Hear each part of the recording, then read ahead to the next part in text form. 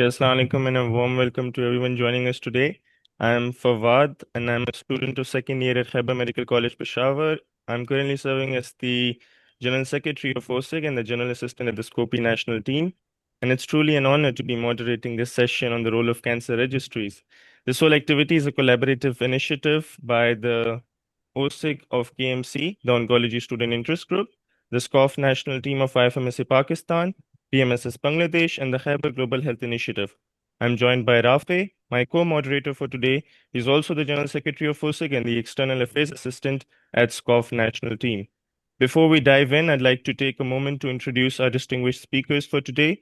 First, we have Ms. Maham Zafar, who is a Senior Cancer Registrar at Aga Khan University. And our second speaker is Syed Farhan Labib, joining us all the way from Bangladesh. He's a local public health officer and a proud representative of BMSS Bangladesh for today's session. We're also joined by the NPO of IFMSA-Pakistan, Shayan Hayat Khan. He'll be here to support and enrich today's session. Now that the introductions are out of the way, let's move straight into the first session. Without further delay, I'd like to invite Ms. Maham Zafar. Please, if you could unmute yourself, the floor is all yours. So, Assalamu alaikum everyone. Am I audible? Yes, you're Well, audible. Yes, you're audible. so thank you for joining today's webinar. My name is Maham. I am Senior Cancer Registrar, and today I will be discussing the missing data, cancer prevention inequity in South Asia. Rafi, can you show me, can you present the... Yes.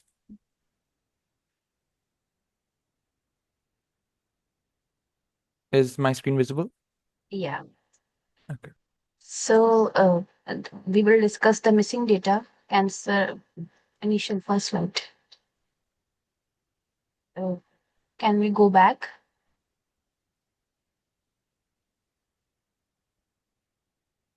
I think there is a slight delay in opening. That's why it's taking some No issue. problem. There we go. So I will discussing the missing data, cancer preventions, and equity in South Asia. The role of cancer registries in mapping the burden and directing care.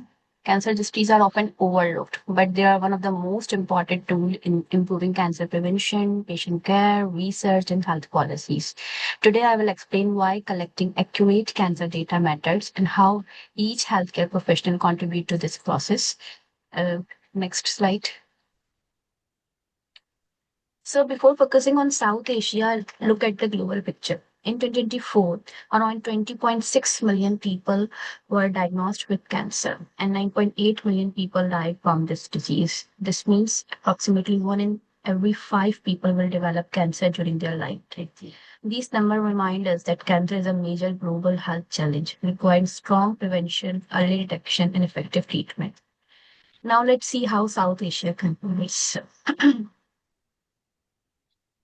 South Asia carry a very large share of the world's cancer burden. Although Asia has about 59% of world population, it accounts for more than half of all cancer cases and deaths worldwide. The fact that deaths are proportionally higher than new cancer cases suggests poor survival compared with many other regions. This highlights needs for stronger healthcare system and better cancer data. So can we move slide 4? Give me a 1 minute. I want.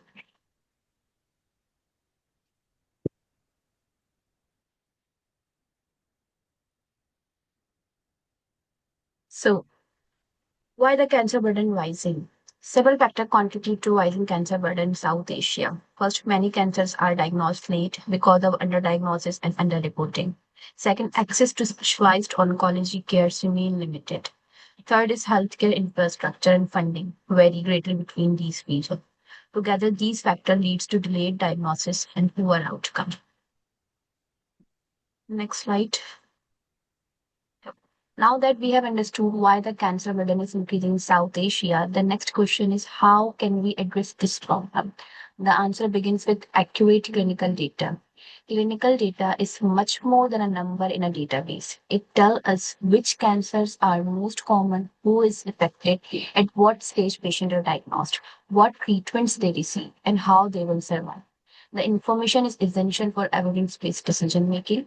Healthcare authorities cannot effectively plan cancer prevention programs, screening services, or treatment facilities without knowing the true disease burden.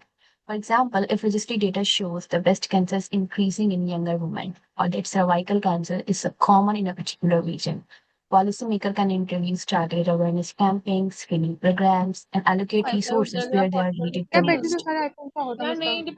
So, unfortunately, in many South Asian countries, comprehensive local data are still limited. As a result, government relies solely on estimate or international data may not accurately reflect the need of their own population. In a simple words, if we don't measure the problem accurately, we cannot manage it effectively. So moving to the next slide. How can we collect clinical data? So the next question is where does this reliable clinical data come from? So the answer is cancer registries. Cancer registry is an organized system that collect, store, analyze, and report information about cancer patients. It records patient demographics, tumor characteristics, stage, treatment, and survival. The information helps clinicians, researchers, and policymakers to improve cancer control. So next slide. Type of cancer registries. There are two main types of cancer registries: hospital-based cancer registries and population-based cancer registries. Hospital-based cancer registries collect data from patients treated in a particular hospital, whereas population-based cancer data collect from entire geographic population, and they are used for national planning and public health, whereas hospital-based data is used for to help and evaluate clinical care. So the data source of hospital-based cancer registries is the medical record, pathology reports, hospital clinics, hospital visits, whereas the population-based cancer registry data sources include all hospitals, all pathology reports, clinics, diagnostic centers, and death certificates. The main user of hospital-based cancer registry are clinicians, hospital administrators, and quality improvement team. Where are the main users of population-based cancer registries are public health authorities, researchers, policymakers, and national cancer control. So the hospital-based cancer registries does not represent of the general population, whereas the population-based cancer registry represent the entire targeted population that provides incidence and survival. So let's move to the next slide. Status of cancer registries in Pakistan. Pakistan has several hospital-based and regional registries. However, we still do not have comprehensive national population-based cancer registry. As a result, understanding the national cancer burden remains difficult, despite the fact that have several institutions have made substantial contribution to cancer monitoring. There might be a certain blind spot. Now, let's move to the next slide. So this slide shows the figure according to GloboCan in 2022 database. Pakistan registered an estimate of 186,000 new cases, 119,000 deaths every year. These are the estimates because the data collection is fragmented. Without a national registry, some regions remain underrepresented, and many cancers are never captured. Data collection remains solid, leading to several geographical blind spots, underreporting, and incomplete national mortality index. So the map shows the cancer registries in Pakistan. We have a Punjab Cancer Registry. That registry focuses on collecting cancer data from province of Punjab in Pakistan. We have Farhan Cancer Registry. They maintain their own cancer registry, track and analyze cancer cases treated at their hospital. We have a Karachi Cancer Registry that operating in Karachi, the largest city in Karachi. This registry collects data specific to the city.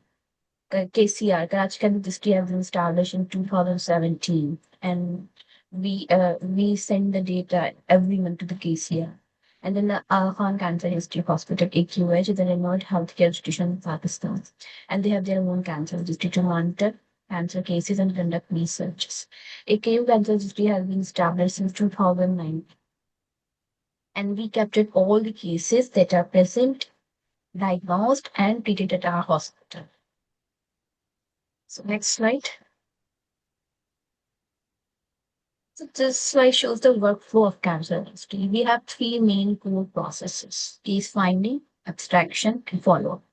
Case finding is a process in which we track and find out the eligible cases. That we capture all the malignant in situ of all sites And for the CNS tumors, we capture including brain, benign, and borderline tumors.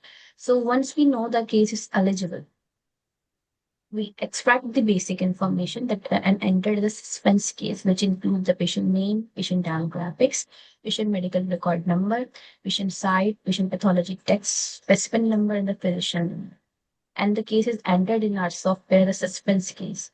And ideally, or international recommendation, we have to abstract it after 6 months. Uh, so when abstraction is our second process. Once we entered the case, so now the second process is abstraction. In extraction process, we entered all the information starting from their demographics, their diagnostic workup, which include biopsy, outside biopsy, at the hospital biopsy, final diagnosis, their treatment, whether the patient received neoadjuvant or adjuvant, or whether the patient received surgery. We entered all the information in our database. Patient post treatment response, whether he become disease free, relapse, recurrence, all these we have entered in our software. So there is a QA process. We do internal QA process, and then the next third process is follow up. We do follow up. We do follow. Ideally, we should do follow up after 5 years. So this is the three main core process of cancer registry. One is case finding. And case finding.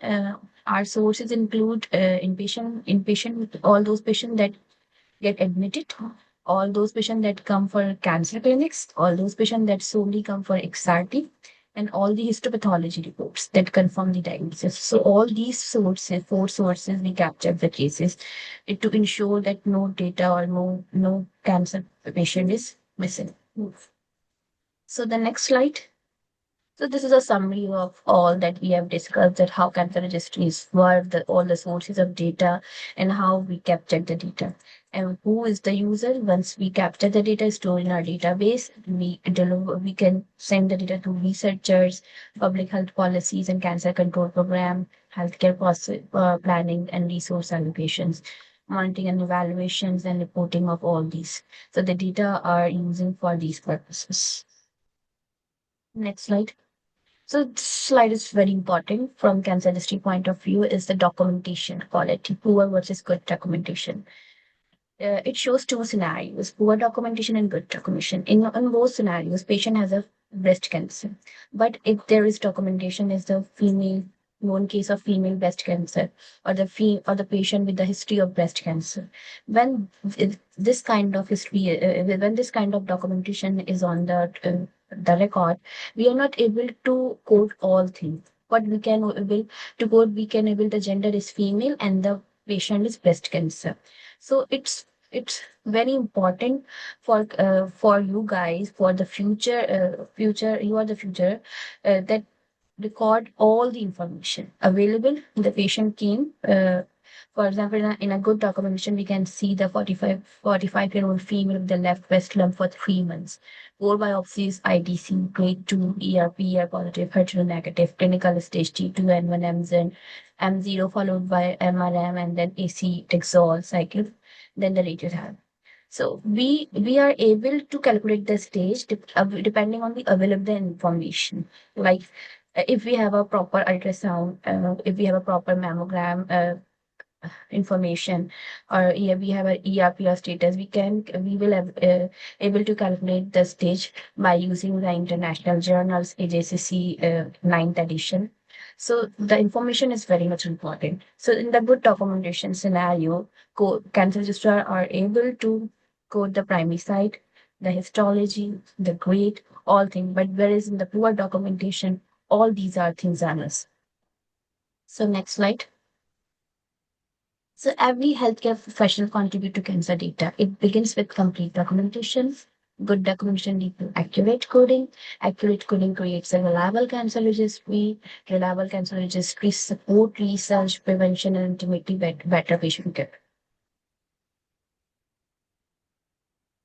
So this diagram shows the complete documentation. These are the essential information starting from patient MR number, age, gender, resident address. Sometimes the patient is resident of current address is different of the resident of which is very important for us for geographical allocation of the cancer burden, contact details, They're presenting complaints, duration of that symptoms, how long the complaints patient is experiencing, their risk factors, family history, past medical history, physical examination, all the work of the that patient brings. For example, sometimes the patients bring CT scan, MRI, or biopsy from outside sources. So we need to record that information in our medical record because it's not present in our record. If the patient perform all these workup in our hospital, so we are able to record it. But if it brings outside, so this is our job, this is our responsibility to write down it properly. And the primary side, if the patient underwent surgery, primary side, histology, tumor grade, biomarker, depending on the site of the cancer and the cancer staging, and then the treatment details.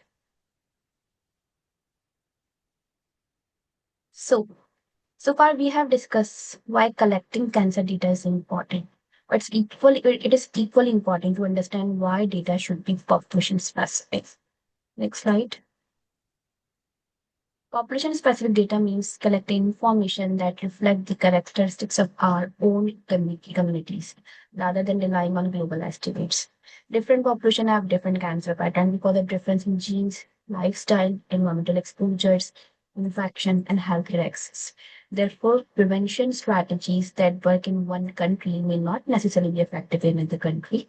For example, if registry data shows that tobacco-related cancer are particularly common in a certain region, public health authorities can focus anti-tobacco campaign, smoking cessation programs in that area. Similarly, if cervical cancer rates are high among women in specific population, resources can be directed toward HPV vaccination and cervical cancer screening programs. Population-specific data also help us identify which age group, gender, or communities are at high risk, allowing healthcare providers to deliver targeted interventions instead of using one-size-fits-all approach. In short, most accurately we understand our own population, the better we can design prevention strategies, detect cancer earlier, and improve patient outcomes. Next slide. Once we have reliable population-specific data, the next step is using the information to shape the national health policies. So one of the greatest strengths of cancer registry data is the ability to guide evidence-based health policies. Policymakers should make decisions based on accurate data rather than assumptions. Cancer registry data provide that evidence. It helps government determine which cancer require national screening programs, where prevention efforts should be focused, and which vaccination can reduce the future burden. For example, if registry data show increasing the number of colorectal cancer cases, health authorities may introduce or expand colorectal cancer screening programs or guidelines. So registry data also identify research priorities and allow healthcare system to monitor whether existing programs are actually improving patient outcome over time. Another important benefit is quality improvement. By continuously collecting and analyzing data, hospital and government can evaluate the effectiveness of cancer control programs and make necessary based on real evidence. Ultimately, good health policies begin with good data. Without accurate registry data, planning becomes difficult, resources may be misallocated, and opportunities to prevent cancer can be missed. So moving to the next slide. Beside influencing policies, this same data also play a major role in determining how healthcare resources and funding are distributed. Data also guide funding decisions. It helps us determine where to establish cancer centers, what to purchase diagnostic equipment, provide medicines, and recruit specialists. Without data, resources cannot be effectively efficiently. So moving to the next slide, public health implication of data gaps. Next, when data are incomplete, high-risk population remain unidentified. Poor awareness and prevention, prevalent tobacco use and the avoidance of asbestos, high-risk population would remain unidentified. The true cancer burden is underestimated. Prevention program become less effective and resource may be distributed to the wrong areas. Underestimation of the cancer burden, we don't see the true extent of prevalence, could lead to poor diagnosis, not catching the early stage. Okay, data gaps also hide health inequalities. Some communities will become invisible in national statistics. It has also become difficult to evaluate whether public health programs are actually improving cancer outcomes. Okay, so thank you for your attention. I would like to conclude with one important message that every complete medical record contribute to better cancer data. Better cancer data lead to better research, better policy, better prevention, and ultimately better patient care. Thank you, and I would like to happy to answer any question to you guys. Thank you, Ms. Maham, for that insightful presentation. We'll now move on to a brief Q&A session. Please feel free to post your questions in the chat box, so you can open your mic as well and ask them directly.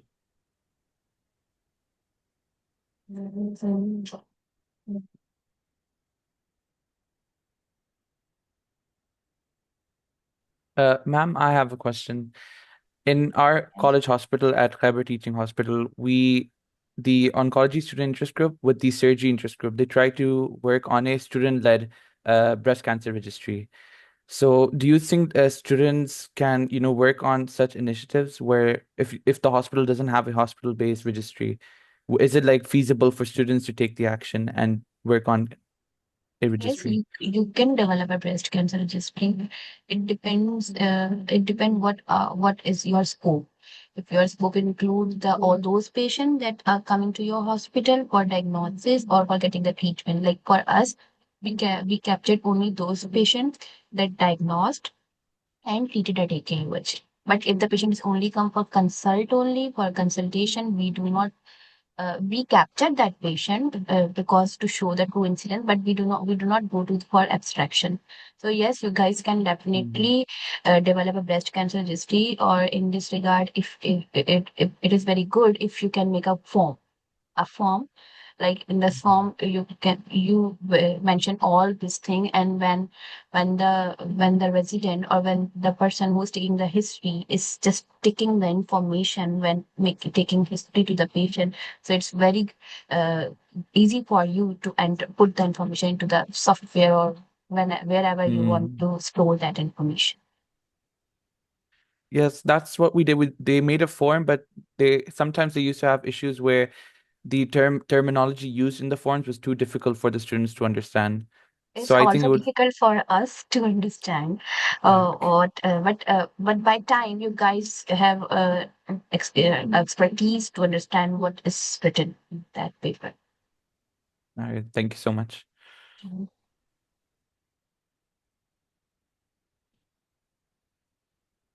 If you want any help in this regard for breast cancer history, you may contact us, or we will happy to assist you. All right, inshallah, I will definitely let you know. Sure.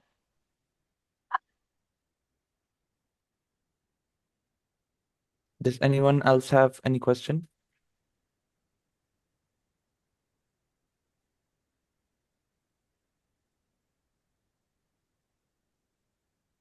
I think we should move on then to the next speaker. Okay. Thank you so much, Mrs. Maham. Thank you again, Ms. Maham, for that insightful presentation. With that, we'll move on to the second speaker, Syed Farhan, all the way from Bangladesh. If you could please unmute yourself, the floor is yours. Good morning, everyone. Let me just share my screen. Yeah, sure.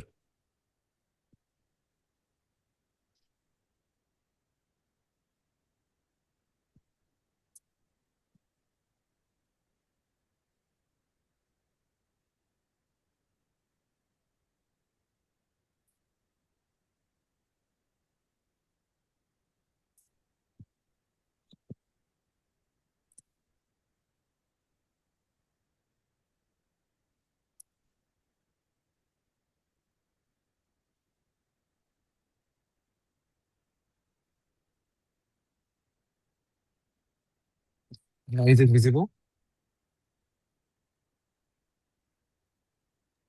Yeah, it's visible. Yeah. Good morning. So, I'm Zafar Labib, local public health officer, BMSS Bangladesh. So imagine trying to solve a puzzle with half of the piece missing. Yeah, that's the reality of cancer prevention in Bangladesh. Everywhere, thousands of people are diagnosed with cancer, yet many cases go unrecorded. Many individuals remain unscreened, and many communities continue to face unequal access to the prevention and care. Without complete data, it becomes difficult to understand who is being left behind and how can we respond effectively. So today I will be talking about the missing data, cancer prevention and equity in Bangladesh, exploring the Bangladeshi aspect of how cancer matter, how gaps in information contribute to health inequalities, and what we can do to build a future where everyone has an equal opportunity for cancer prevention and early detection. Before we discuss the cancer specifically, let's take a quick look at Bangladesh. So Bangladesh is a highly populated country. It has 175 million people, and the economic status is it's lower middle income country, and so most of the people has lower middle income. But over the past few decades, the country has made remarkable progress in socio-economic development with improvements in life expectancy, education, and poverty education. At the same time, Bangladesh is undergoing an epidemiological transition. While infectious diseases have declined, non-communicable diseases have become the leading health. Over past few decades, Bangladesh has achieved remarkable progress in maternal and child health, communicable disease control, and life expectancy. So today, incidence amount for the majority of deaths, with the cancer emerging as one of the leading cause of mortality. So in Bangladesh, NCD accounts for 67% of all deaths, which is lower, but it's very big for us. And the cancer is the sixth leading cause of death in Bangladesh. So with 167,000 new cases and per new cases per new day. So yeah. Why cancer matters in Bangladesh? So cancer has become an increasingly significant cause of illness and death in Bangladesh. Each year, thousands of people are diagnosed with cancer. Many loses their life because of disease, and it is not detected. It is always detected in the advanced stages. So there's air pollution in Bangladesh. So that's the second worst air quality. Air quality, we have high tobacco consumption. It's in smokeless form or smoked form. We have very unhealthy diets. High prevalence of hepatitis B and C and HPV viruses. There's unregulated or occupational exposure. Aging populations. The aging population is increasing day by day. So current cancer burden in Bangladesh.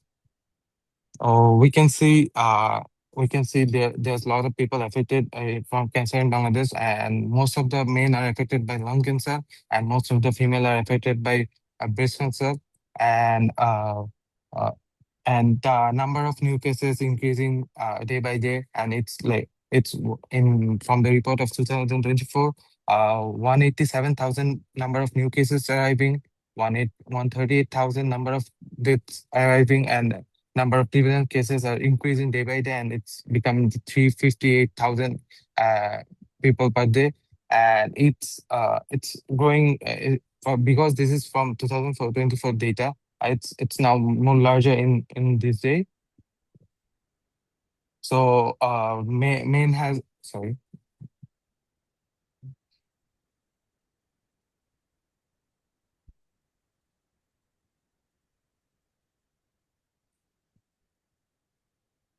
So the deaths of male are 68,000.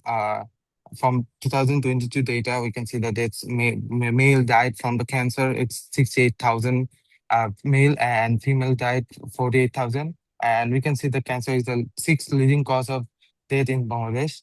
Also, there's a treatment thing. 59.5% people have received their treatment in combination treatments. We can see people receive treatment from chemotherapy, surgery, palliative care, and unfortunately, there's 4.5% of people that receive no treatments.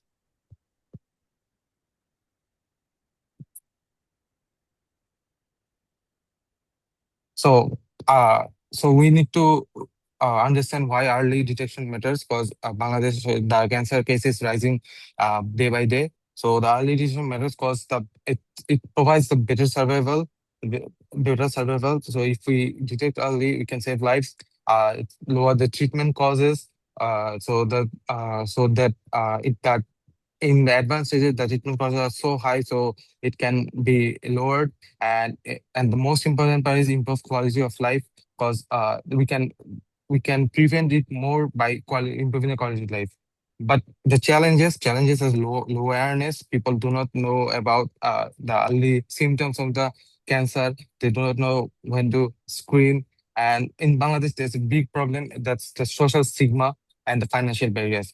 So people are so much into the social stigmas. They fear, they have misconception, and uh, they shame, they have the shame to delay seeking care. And the financial barrier is the most cause. It's a low income country, and there's an inequality between the rural area and the urban areas.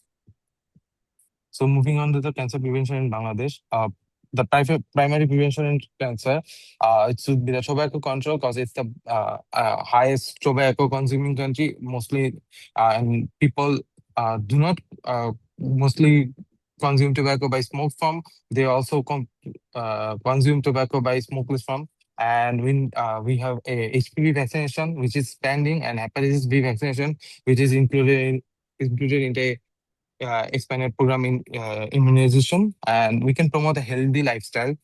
We promote a healthy lifestyle, so people do regular physical activities and balance diet. And the secondary prevention, we do breast awareness, clinical examination, the early screenings, the oral cancer screening among high risk group.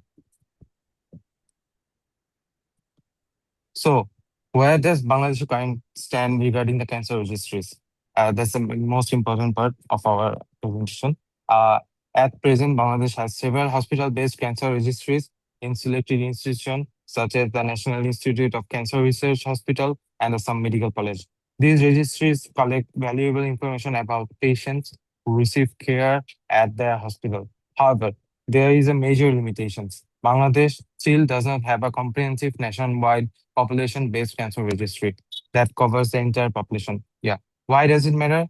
Because many patients never reach these hospitals. Some are treated in private facilities, some are in district hospital, and unfortunately, many are never diagnosed.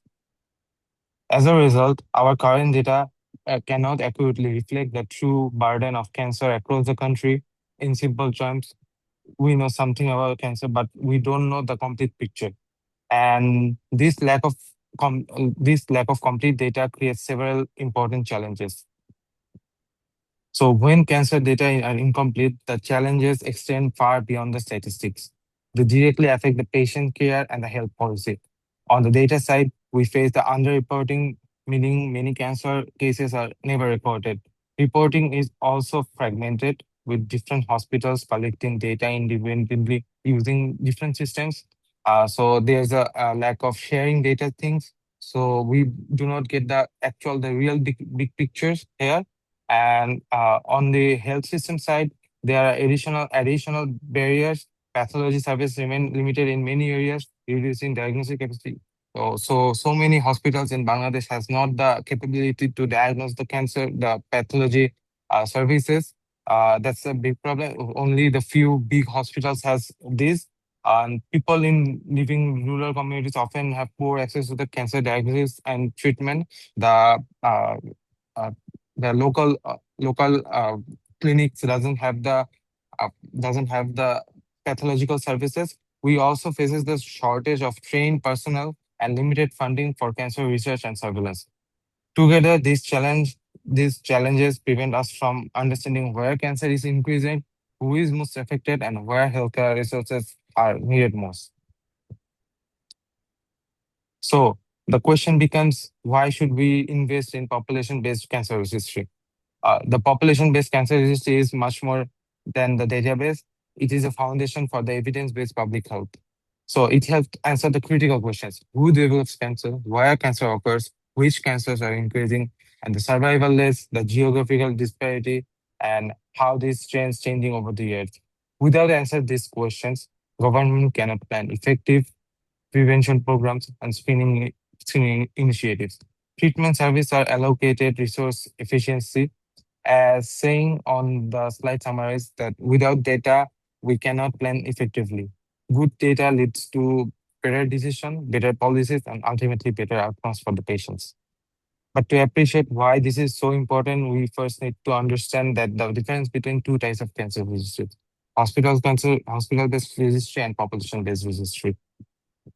So, hospital-based cancer registry collects information only from patients who visit or admitted to a particular hospital. While extremely useful for evaluating hospital services and patient management, but it does not represent the entire community. So people going to different hospitals, but we can, but they have different datas, but we cannot unify the datas to one, so we cannot see the bigger picture.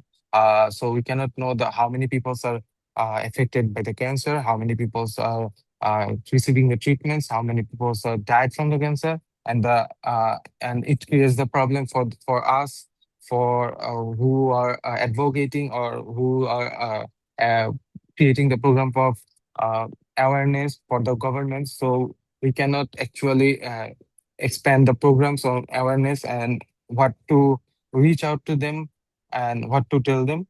um, for example, if patient receives treatment elsewhere or never reaches after, that case is missing from the registry. As a result, hospital-based registry cannot accurately estimate the true cancer burden of a country. In contrast, a population-based cancer registry records all new cancer cases occurring within a defined population, regardless of where patient receives care. Because it captures every case within that population, it provides a true picture of the cancer incidence. And and this information is the essential for the planning cancer prevention programs, evaluation screening efforts, allocating healthcare resources, guiding research, and developing national cancer control policies. So hospital-based registries tell us what happens inside the hospital, where the population-based registries tell us what is happening across the entire population, and for the national public health planning, that broader perspective in indispensable. So the missing data induces the health equity issues. Many people reach hospital when disease is already advanced, and the cancer and for this health equity, the cancer outcome differs because of the income of the people, the education, the rural versus rural people have the different facilities. Urban people have the different facilities. Urban people get the more facilities, and there's a women they are. Unwilling to go to the clinics because of the social stigmas, and there's healthcare accessibility deficiency. So the missing data Bangladesh faces the from the previous slides, we said that missing data is the biggest problem. So for the missing data, we don't always know the true incidence, the survival rates, the stages at diagnosis, the regional variations, and the socio-economic disparities. So current progress, Bangladesh is making progress through Bangladesh. Despite this challenge, Bangladesh has made encouraging progress. The country has strengthened its national strategy on non-communicable diseases. Cancer awareness initiatives are expanding. Digital health technologies are gradually improving health information systems. Research capacity is increasing, though through universities and academic collaboration. International partnerships continue to support improvement in cancer prevention and control. These developments provide a strong foundation for further strengthening cancer surveillance. So the most important part we can come as we are all here medical students. So what we can do as a medical students, we can raise awareness. We can talk about the cancer. We can spread the knowledge about cancer. We can tell them how to early detect how and what should be the next step after detecting if they have cancer. Promote the screening. We can set up a camp. We can encourage screening. We can conduct research, which also enrich our portfolios, and advocates cancer registries to the governments, to the NGOs, to the international organization. Educate the communities. We can share our knowledges and support evidence-based policy, support development of health policies based on reliable cancer data. So, as a this is a regional collaboration, and we know that South Asian countries have shared this similar challenges. So together we can share the experience. We can conduct multi-country research, strengthen the cancer surveillance, build the regional registries, and we can do the advocacy together, so we can prevent the cancer. We can change the cancer scenario in South Asian countries soon. So the recommendations are strengthen the So for Bangladesh, it's the strengthen population-based cancer registries, improve digital reporting, increase research capacity, expand screening, the regional collaboration, and public awareness. So from all these slides, we can say that main thing was good data. So we need a good data uh, to raise awareness. So good data leads to better policies. We can make policies. We can advocate the government, advocate the international communities. We can prevent it further.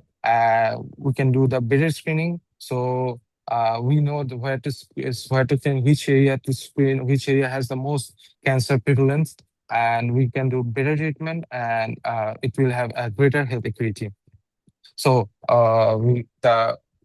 the last thing I'm gonna say, that without data there's no visibility, and without visibility there's no equity. Yeah, thank you.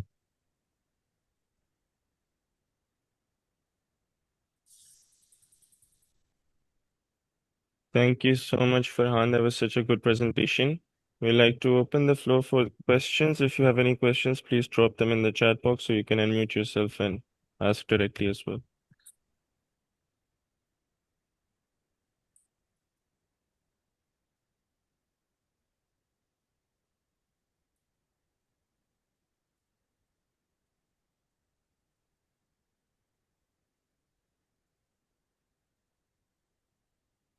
Hello, Assalamu alaikum. Am I audible? Yes, you're Yes. audible.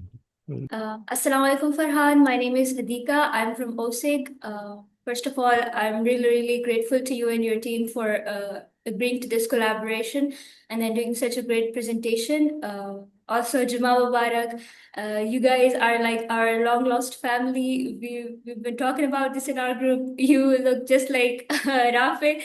We thought maybe your parents or you guys had the same great grandfather, and then their sons got separated during the partition. Here you guys are finally reunited. Uh, what I gained from your presentation is like almost all of our problems regarding the cancer registries are exactly the same. Like there are hospitals, but they don't share our data. There are patients, but we, of course, we don't get their data. We don't have like the established registries in our hospitals. We don't have the people, the team, the experts for that. So of course, we really need to work on that and like where the students and where the future. So sessions like these are really important to share insights with our other students as well, who at first didn't know about it, but now they finally have like they finally know where to get the tools and who to reach out to, and finally how they can actually make a difference in their own community. And this is actually the main vision of IFMSA. Like we have these big goals, but we start from like the baseline. We start from like the small colleges, small communities, and this is how they try to make a global impact. And I'm really grateful to them. Shayan, thank you so much for collaborating with OSIG on this. You guys are doing an amazing job, and I don't have a question right now. If I do, I will surely reach out. But yeah, I just wanted to thank you. Thank you, Farhan.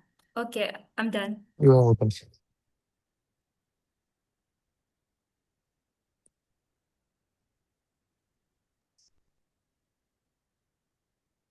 We have a question in the chat box. Oh, okay. As a future healthcare professional, what role can medical students play in promoting cancers prevention and detection in community? Thank you, Amina Rafi, for the question. So, so we can do the awareness thing, as we are not able to, as we are not able to do the clinical things right now. So we can do awareness in our local community. We can set up a camp. We can set up camp for the cervical cancer screening. If we want to specify this cancer thing, we can do we can do the uh, seminars, or we can I think the most important thing would be we can do seminars on the schools so the parents know about the cancer, and also the children knows about the cancer, because if the children knows, they ultimately the parents and their grandparents, all of them are going, all of them gonna know about the cancer, and what's the measurement, what's the precautions, and what to do if we have the cancer. Yeah.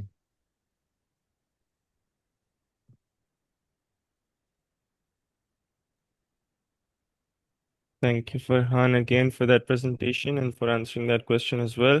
Before we conclude the session, I'd like you all to open your cameras so we can have a picture. If you are comfortable, please open your cameras.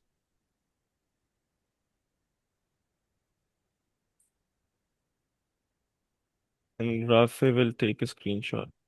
Yeah.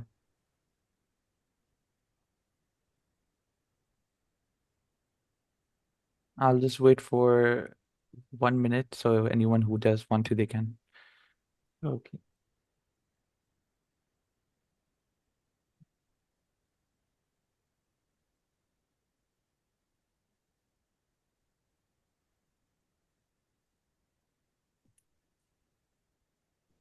Okay, I think I'll just take the camera. Riaz, you had your camera on.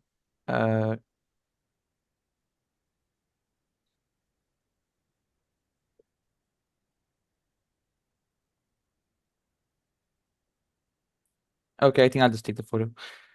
All right, 3, 1 second. 3, 2, 1. All right, thank you, everyone. All right. With that, I'd like to conclude today's session. Special thanks to our speakers again, Syed, Farhan, and Ms. Maham for those amazing presentation. A big thanks to all of the partner organizations. We had OSIG, SCOPH of IFMSA-Pakistan, BMSS Bangladesh, and the Khyber Global Health Initiative coming together. That was amazing. And thanks to everyone who joined us today at 10 a.m. because we know these vacations going on and waking up at 10 a.m. is a struggle. So thanks for joining. We're grateful for that. We hope this session highlighted the vital role of cancer registries in public health. For any questions that you might have, you can feel free to reach out to us. We'll connect you with the speakers. Stay tuned for more events in the future. Take care and Allah Hafiz. You guys can leave now. Thank you, everyone. Allah Hafiz. Thank you. Love it. Thank you.